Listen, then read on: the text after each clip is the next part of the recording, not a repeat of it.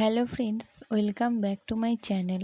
আজকের তোমাদের সাথে মতিচুরের লাড্ডু রেসিপি শেয়ার করব। লাড্ডু বানানোর জন্য এখানে 150 গ্রামের মতো বেসন নিয়েছি। এর মধ্যে দিয়ে দেব সামান্য একটু খাবার সোডা।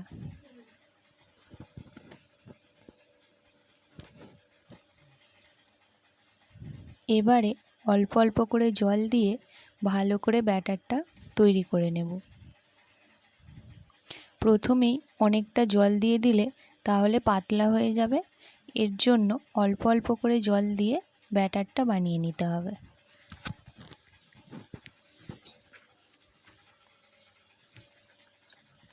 দেড়শো গ্রাম বেসনে আমি 250 গ্রামের মতো জল দিয়েছি।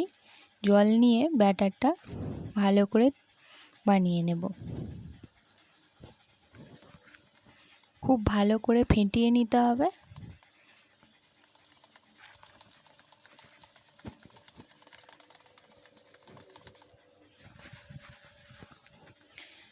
এর মধ্যে দিয়ে দিলাম সামান্য একটু ফুড কালার।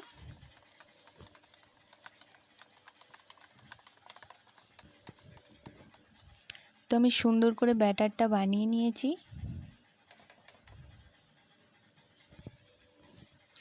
এবারে বুঁদি ভাজার জন্য আমি কড়াইতে তেল দিয়ে দিলাম।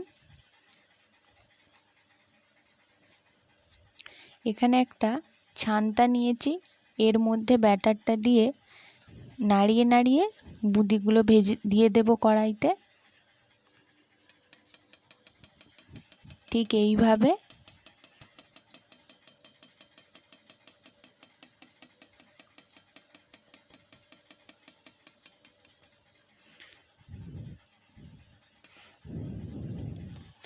আঁচটা কিন্তু খুব কম করে দিয়ে বুঁদিগুলো ভাজবে, না হলে পুড়ে যাবে।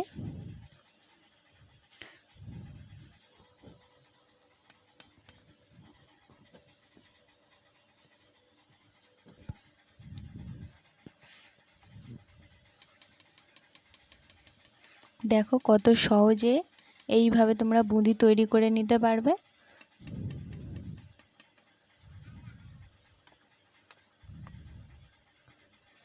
বুঁদি ভাজার সময় ছান্তাটার মধ্যে যতবারই কড়াতে দেবে ততবার এইভাবে পরিষ্কার করে নিতে হবে। আমি সব বুঁদিগুলো ভেজে নিয়েছি, হয়তো একদম পারফেক্ট হয়নি। কড়াইতে জল দিয়ে দিলাম, এর মধ্যে দিয়ে দিলাম চিনি,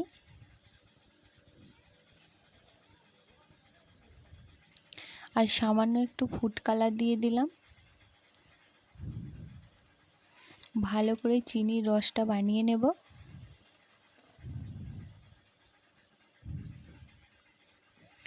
এবারে বুঁদিগুলো চিনির রসের মধ্যে দিয়ে দিলাম।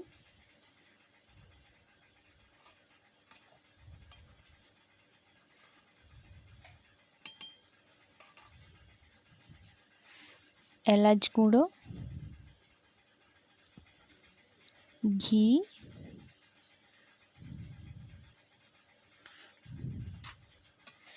ভালো করে মিশিয়ে নেব। দেখুন চিনির রসের মধ্যে একদম সব বুঁদিগুলো মাখামাখি হয়ে গেছে। এবারে এটা নামিয়ে নেব। এবার ছোট ছোট করে লাড্ডু বানিয়ে নেব।